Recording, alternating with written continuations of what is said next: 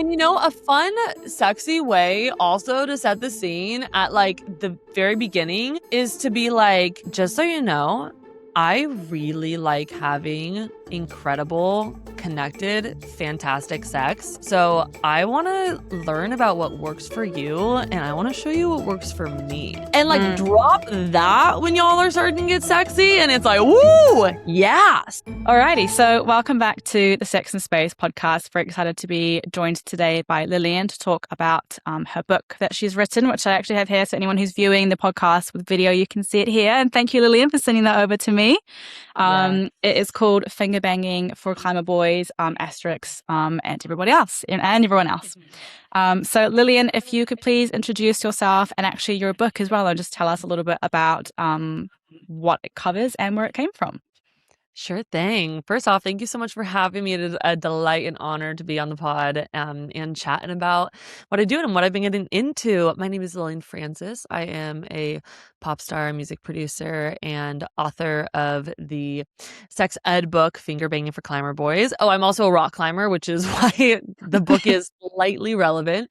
But Finger Banging for Climber Boys is a manual on giving and receiving pleasure. So it's all about consent, communication, the female anatomy, breaking down how to ask for what you want if you're someone who's receiving a finger bang, and how to better meet your partner's needs if you're the one fingering. So the book came out maybe 6 or 7 months ago, so relatively fresh, and I've been having so much fun having sex conversations with people and fucking talking about all this shit. So yeah, thanks for having me on the pod. I wanted to ask, I mean, just sort of coming off the back of what you said there, have you found yourself talking about sex more and having more conversations with different people about this since the book has come out? 1000%. I mean, the book is sort of like a Trojan horse for having conversations about sex and sexuality and consent and communication and all that fun stuff. So I find myself talking about it a lot, whether I'm just like at a bar and I either, I might bring up the book and people ask me about it and then we talk about that stuff. Or when people find out like what I do and about the book, they're often just like diving straight into like sex stories and like telling, immediately have some kind of personal connection to the story, whether that's they are someone who's also not very satisfied with their finger banging experiences and doesn't know how to get better and doesn't know that there was a book on getting better or receiving better. And then I also do like tabling events. So I'll go out to like rock climbing gyms or like different events and I'll just like, set up a little like finger banging table. I mean, that sounds graphic, but like diagrams of the female anatomy and like vaginas and like beautiful stuff like that and do like little finger banging quizzes. So I'm also asking for conversations because I love talking about this shit, It's so fun. I think it was really interesting. There was one thing that I sort of noticed coming through, particularly sort of like in the beginning sort of chapters of your book, sort of two things happening where you sort of have on one side of the fence, you've got a lot of men who might not necessarily want to admit they don't know what they're doing when they're having sex or ask a partner what they should be doing. And then simultaneously, sometimes we have, I think as a woman, it can be hard to know what feels good in your body. And even if you do know what feels good, it can be hard to articulate that. So I wonder, is there any sort of advice that you have for people on either side of that fence in terms of, I guess, how to improve, how to get better at asking for what you want or asking someone for what they want? Oh, yeah. Well, you hit like the nail on the hammerhead shark, which is that like that exact paradigm where like women don't even necessarily know what they want and don't necessarily know how to ask for it. And also like guys and guys and girls, anyone could be a finger banger, but if I'm referring to guys, I'm often referring to the banger. Guys don't necessarily want to ask how to get better because they will come across like they don't know what they're doing. And that's like the first thing that I would say to people who are finger banging is like, when you ask questions, it means that you know what you're doing because you know that she has all the answers, or, answers you can find out together if she doesn't have all the answers. But go to her for her specific sex needs. If you are having sexual, sexy times, finger banging or whatever with someone, you need to know how their body works, and everyone's body is really different. And so everyone should be explaining to their partners what works for them, and we should all be asking. So I think the first thing for dudes is like to check the ego. Asking does not mean you don't know what you're doing. For us, it signals that you're curious, you're invested, you care, and that immediately makes you a better finger banger. So like it does the opposite of what I think a lot of guys think it's gonna do. So number one, priority shift or mind shift for the people who are finger banging. And then, oh man, for the receiving end, it can be really hard to voice what you want, if you even know what you want, right? Like, we can't access everything inside us. You can't get that deep inside your G spot. You can't hit your A spot with your own fingers, right? That's too deep. You need a partner to kind of help show you and explore with you and unlock things with you.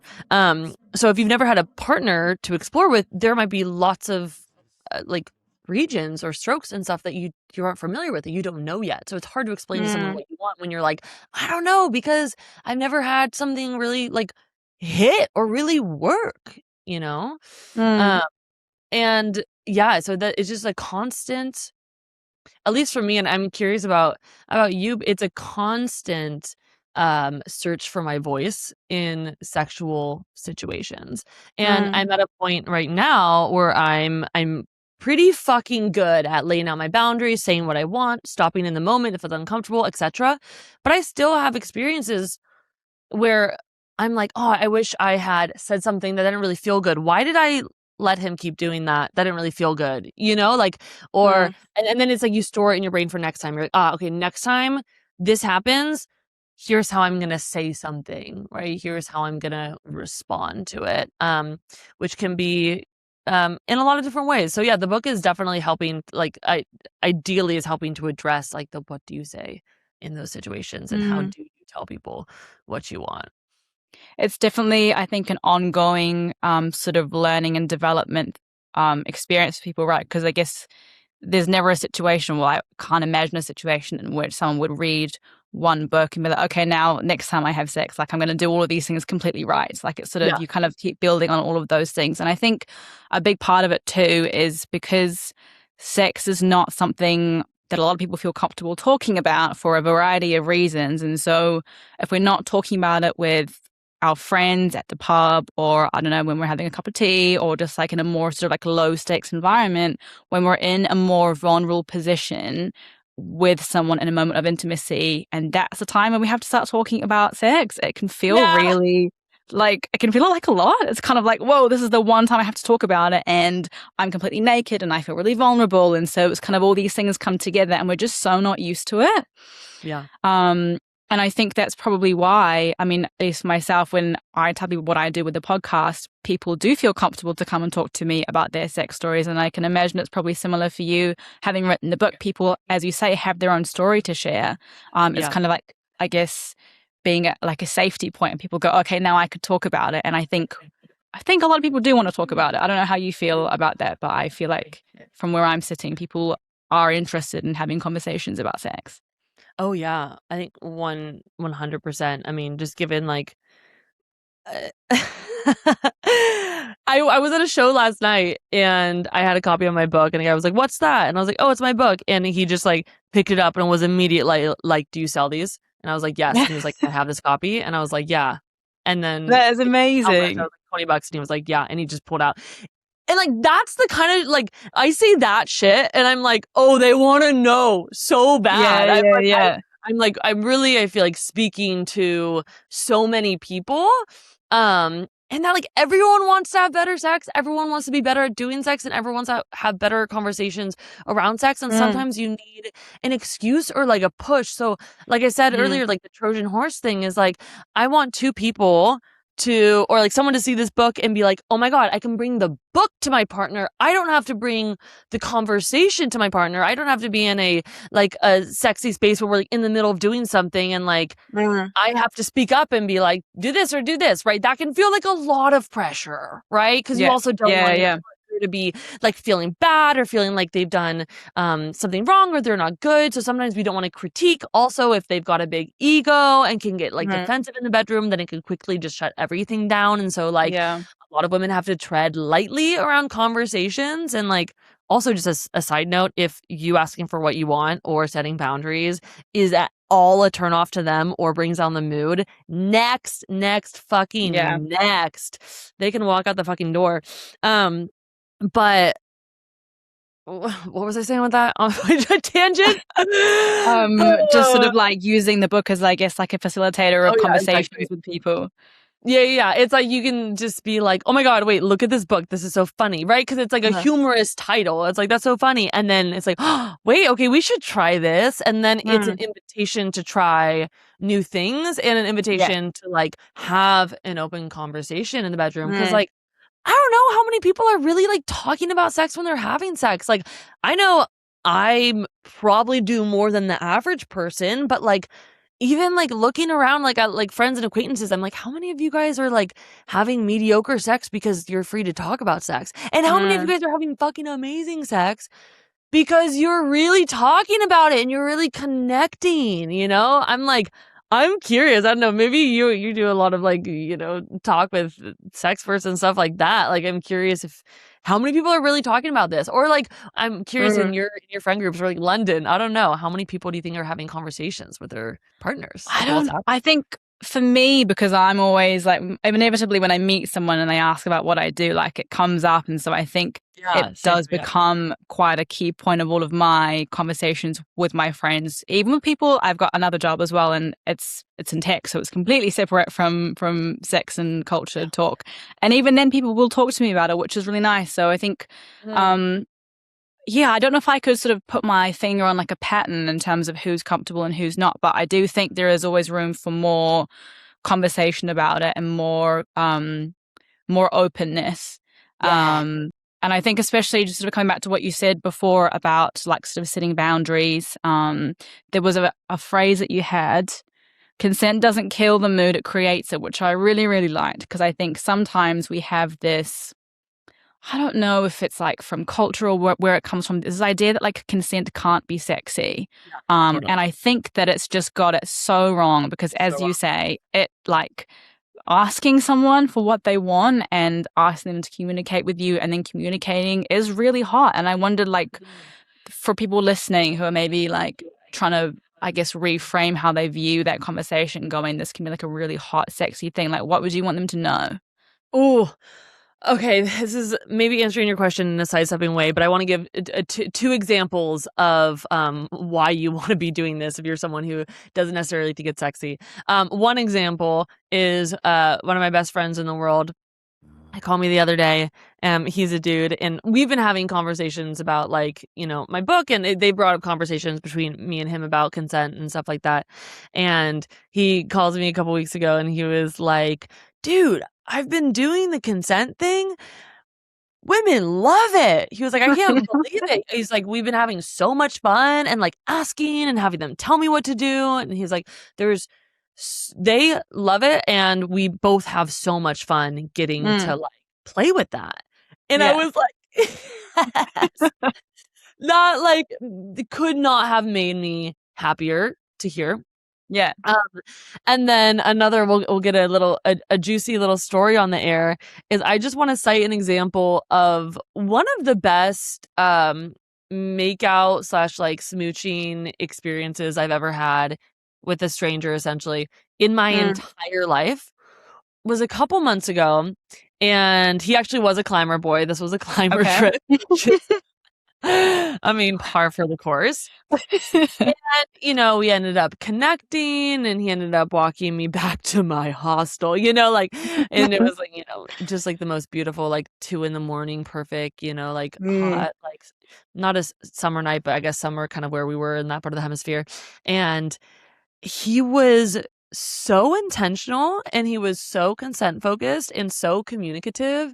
mm, And like, I really believed him too, mm, like, I think there's gonna be some guys out there who are like, it's fine, there's no pressure, whatever. But then they put pressure on, and you're like, Mm. but wait, and it's this Yeah. weird Well, mental dissonance where you're like, why do I feel like I kind of have to kiss you back, but you're saying I don't have to, but like, why yeah, it's are like you like the words are leaning saying in? one thing and like, but the tone's saying another thing. Yeah. But he was like very much just emphasizing, he's like, I love patience. He's like, I'm a very patient person. I need no gratification. He's like, I need nothing from you whatsoever. And like, just like being with you here is wonderful. And like, you let me know what you want. And because it was so low pressure and Mm. so safe, and I really genuinely felt that, I gave him the razzle dazzle. Like, he got just the best version of me. I really Mm. laid it on thick. He was Mm. rewarded for, I mean, not in that way. We just made out, but like he was rewarded, and Yeah. we were both Yeah. Yeah. rewarded. It was so sexy, and like we have Mm. plans to see each other in a couple weeks, and we'll Yeah. probably do something of that again. But Yeah. it has made everything hotter, knowing that there's that safety and that like Mm. patience, and that it can Mm. be slow, and then it just everything gets savored so much more. It's just so good. So Yeah. yeah, consent, pretty hot. I'm interested to know because you say, like, as you mentioned, like you have become quite good at setting boundaries and articulating what your needs are and things. Like, did that come like in tandem with writing the book, or was it something that you already sort of like had figured out? Like, how did that come about for you? Yeah. So I talk about my like boundary talk that I do before any kind of hookup, which I'll get to in a second. But my views on boundaries have been definitely shaped over the last 15 years or 10 years or um however long I've been intimate with people. And they it is a framework that I definitely developed before writing the book, and it's Mm. something that I've always been really passionate about because Mm. I have a pretty strong, like I said, like a framework for consent and communication and how I go into sexual situations. Because I'm also a really big communicator. I'm a Libra. I really geek out on communication, and that is something that is really important, like the most important thing for me to learn how to communicate about. So I've Mm. been with every sexual encounter being like, what worked, what didn't work, what can work better next time, what made me feel Mm. good inside, what made me feel uncomfortable inside, really Mm. identifying those things. And then yeah, creating just like a really strong sense of boundaries. And then Yeah. in talking to my friends, I have way more defined boundaries than I will say anyone else, any of my friends that I've ever talked to. Okay. And when they hear about my boundaries and like my boundary talks, they're like, whoa, that's so cool. Wait, you can do that? Wait, how do you? And so I'm like, it's been like my mission to kind of tell my friends, be like, oh yeah, you guys remember, you don't have to do anything you don't want to do. And Mm. also, you control the entire situation. I mean, you both do, but you're in 100% power, just like they are in 100% Mm. power. You guys are in 100% power together. So I get really passionate and excited about just like talking to my friends and like teaching my friends about this. And I will say I will come back to the boundary conversation that I have, because that's kind of the meat of the framework is just like a pre hookup check-in that's really Mm. sexy and Mm. sets the mood, and also lets the other person know how you want to be communicated with. Mm. Because I would say around maybe 10% of guys in begin and like have a sexual experience or encounter with me in which I actually don't even say anything, because they they've already got it so Okay. dialed. They're already so tapped in with me and already asking me from the get-go. Mm. And then I won't have to do this. But I will say the rest of them just don't know how I want encounters to go. And by that I Mm. mean I have I ask for a lot of I just ask for verbal consent between different sexual acts, essentially. Mm. So what happens, and the reason I have to say this out loud is because otherwise I'll get in a situation with someone and then they'll start touching my butt or they'll start making a move on me, and then I have to be like, either just let them do that and then I feel weird, but then I don't want to tell them not to because I do want them touching my butt, but they didn't ask, and that makes me feel uncomfortable. It's just like a whole slew. So anyways, I laid out at the beginning, and when we're like smooching and I can tell their hands are starting to wander, I'll be like, do you want to hear my boundaries? And it's like very coy, very flirty, like, lids lower. And they're normally like, yeah, definitely, whatever Yeah. that is. If it, immediately that's like, that becomes a gateway to continuing this experience with me. And they're like, like, Then I just tell me all of it. they're like, tell me what to do. Also, like, guys fucking love it when they know what to do. So tell them what to do. Yeah. And then I'll just be like, okay, if you want to touch my boobies or my tuchella, you have to ask me first. If you want to touch my pussy, you have to ask me first. If you want to be inside me in any way with your fingers or with your dick, then you have to ask me first. And if you're not sure or not, if you have to ask me, you can just ask me. And then I'll tell you if you have to ask me next time. And then they're normally like, okay, cool. And then I'll be like, cool, do you have any boundaries? And normally they're like, no, not really. or it's like, they're like, don't worry, girl, you got it covered. Right. Yeah. Whatever you want. And then we're good. And then typically like they're good for the rest of the experience, and that sets the bar exactly where I need it, and like sets the experience exactly where I need it. And then this kind of ties into the next question I wanted to ask, because you have this you made this point in your book about like not making penetrative sex be the end goal, and having each step of the sexual experience being opt-in rather than opt-out. And I wonder if you could sort of talk our listeners through what that is and what that looks like and why that works so well, why it's so beneficial. Yes, I would love to talk about that.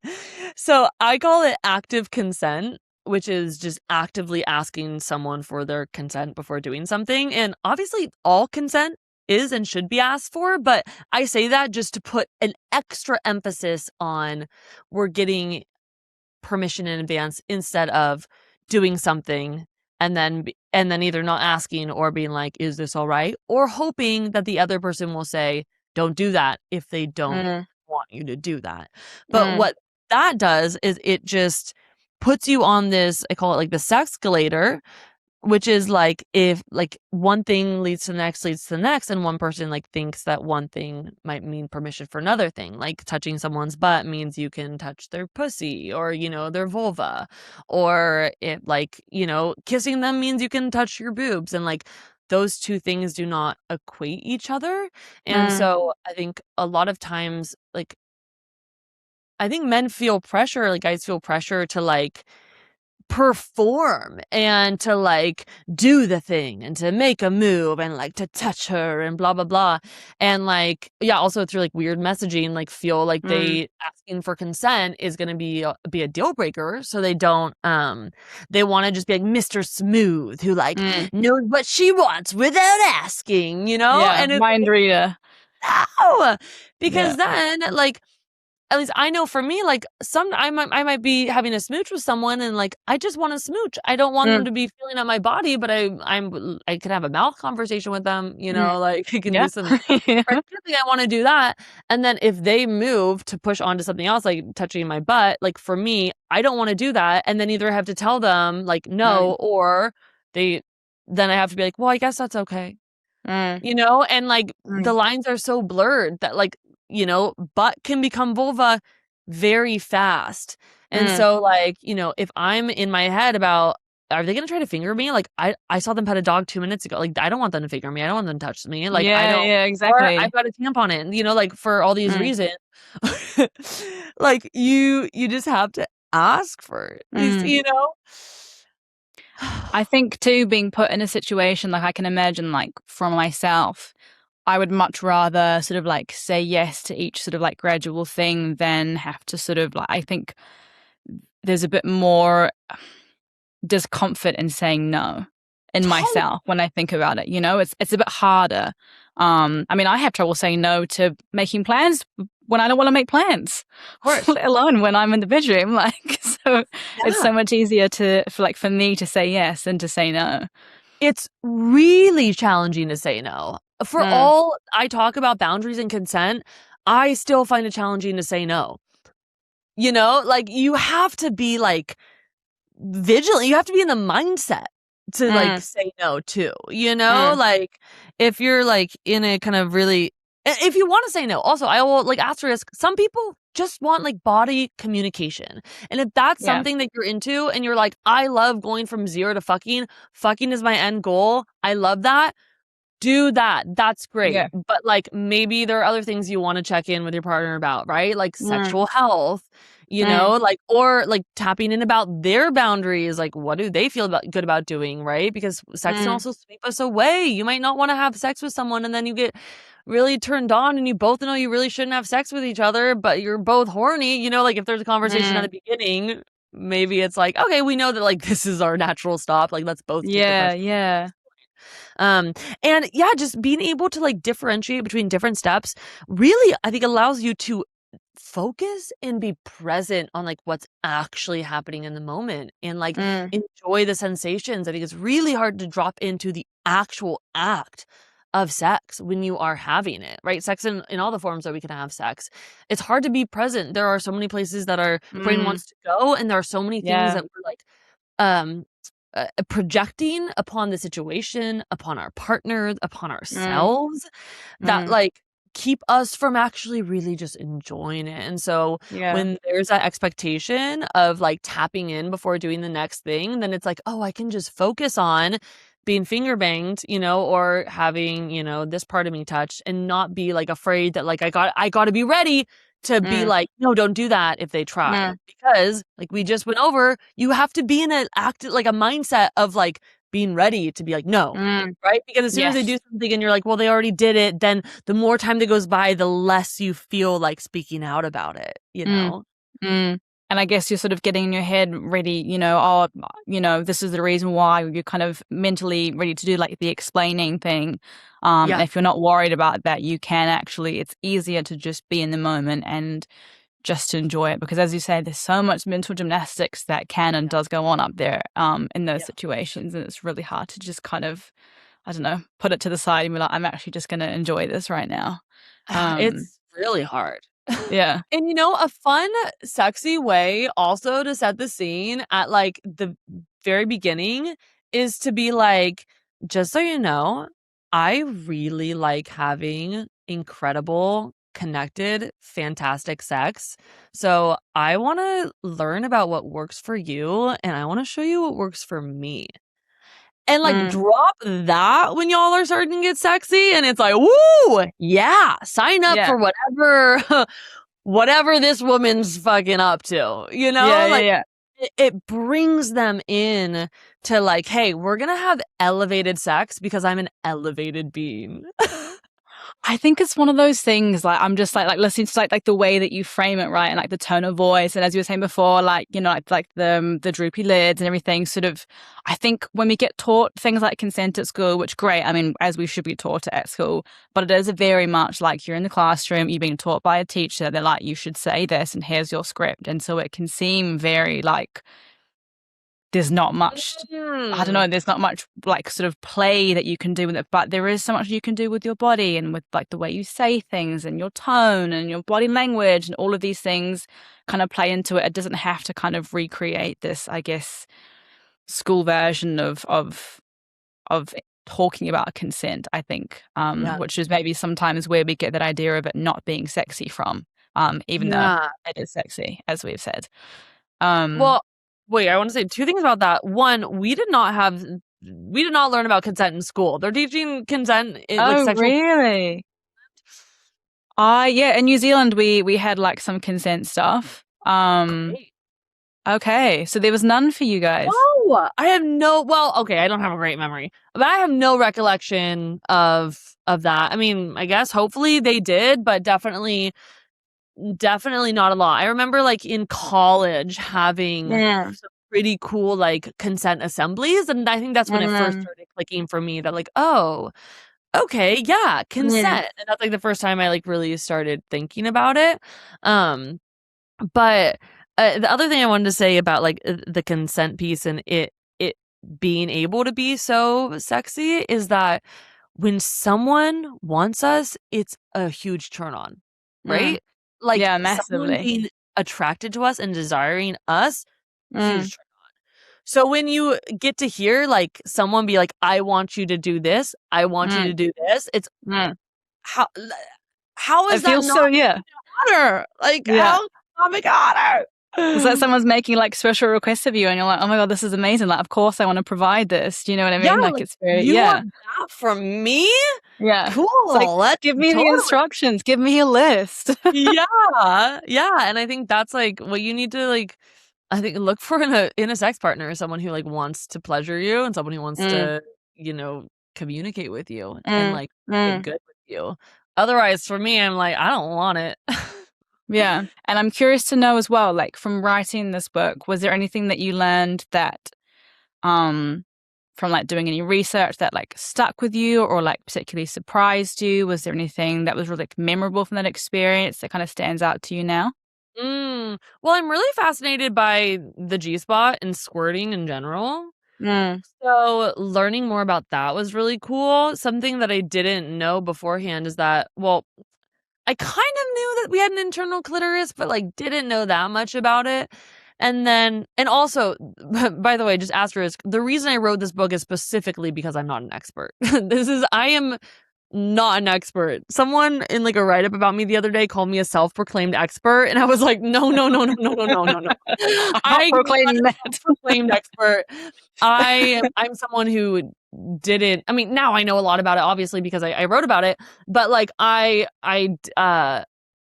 researched it because I was like, I don't know anything about this, and I need to tell people how to touch me better because this is not very Mm, good, and I know it can be better. So yeah. I have to learn how to do it so that I can tell other Mm, people how to do it. So let's mm, look into this fucking clitoris business, huh?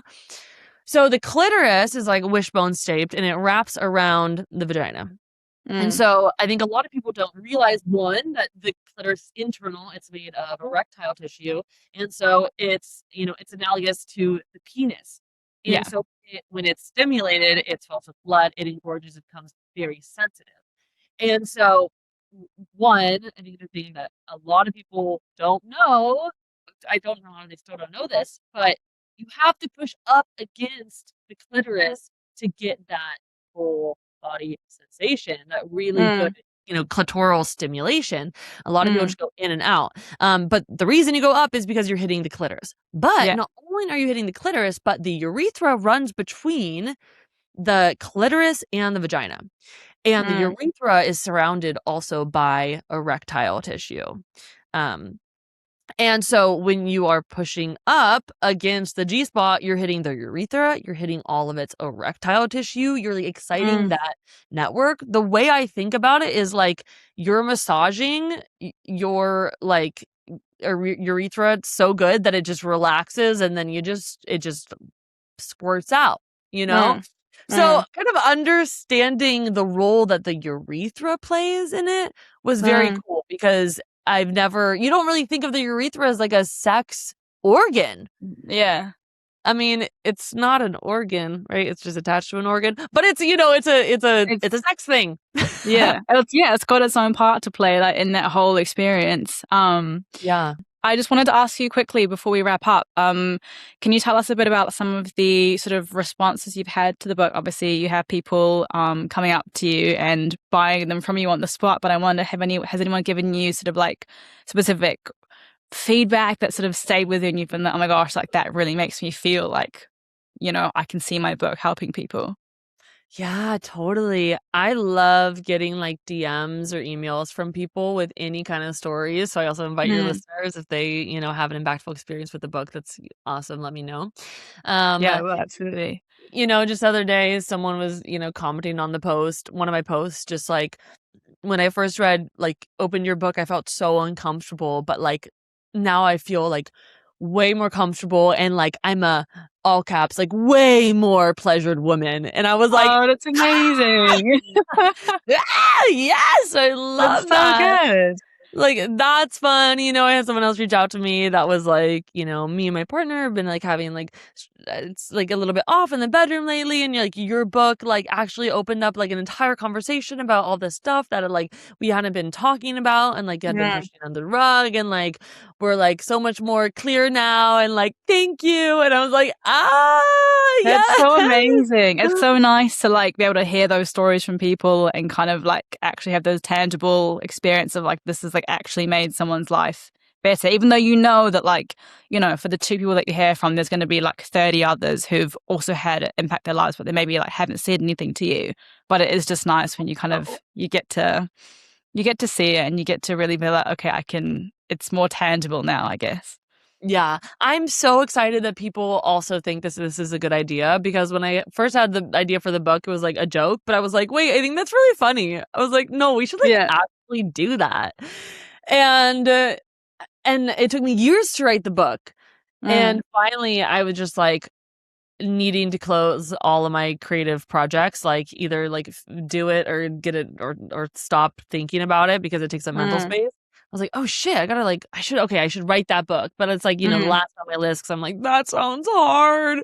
Um, and I broke it down into manageable pieces, but Mm. I was almost surprised by the reaction it got. I wasn't expecting it to be as I was like relatable, or like so many people understood it in the way Mm. that I was hoping to put it out there. And like, and Mm. by understood it, I mean they thought it was just as funny and poignant as I did. Like, haha, that's great. And yeah, Mm. no, okay, we should make this like hard conversation actually really funny and really approachable and like Yeah. really like elementary almost. Mm. It's very like it's for, the every person, very much so. Even though it's, for climber boys, it's under the climbing lens, but, like, I don't know if you rock Mm. climb, you were probably able to understand it just fine. I've done it once, but I have a weird, like, I got a bit scared at the, at the top. I was Oh, like, oh, yeah. like I'm not attached to anything. I was like, oh. So I haven't gone back yet, but I've got lots of friends who are really, really into it. So it's one of those things I have considered, like, giving it another go. Um, I would recommend it. It's very fun. So one thing I will say as well, like before we wrap up, is I really enjoyed the tone of the book. I think, as you say, like it was made it very like very funny. It kind of took this what can be quite like a serious and kind of like overwhelming subject sometimes, and just like made it really enjoyable to read. So, yeah, congratulations, really well done. I'm going to hold up again for anyone who's watching so you can see what it looks like. And Lillian, I will put your contact details in the description of the podcast so our listeners can find you. They can buy themselves a copy, they can buy a friend a copy, they can buy the partner a copy if they want to. So Oh, yeah. I'll put that all in there. And I just want to say thank you so much for your time today, Lillian, and for chatting with me. It's been really great to chat with you and learn about your book. And discuss these topics with you. I always really enjoy these kinds of conversations, so I really appreciate it. Oh my gosh, thank you so much for having me. It has been a delight and an honor to be on here. And yeah,